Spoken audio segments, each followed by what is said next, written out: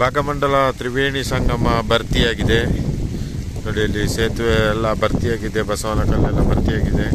ಇಲ್ಲಿ ಇನ್ನೇನು ಒಂದು ಮಳೆ ಬಂದರೆ ನಾಪೋಲ್ ರಸ್ತೆ ಮೇಲೆ ನೀರು ಪಾಸ್ ಆಗ್ತದೆ ನೋಡಿ. ಇಲ್ಲಿ ನಾಪೋಲ್ ರಸ್ತೆ ಎರಡೂ ಗದ್ದೆಗಳಲ್ಲಿ ನೀರು ತುಂಬಿದೆ. ರಸ್ತೆ ಮೇಲೆ ಬರಲಿಕ್ಕೆ ಮಾತ್ರ ಬಾಕಿ ಇರೋದು. ಮಳೆ ಬರ್ತಾನೆ ಇದೆ.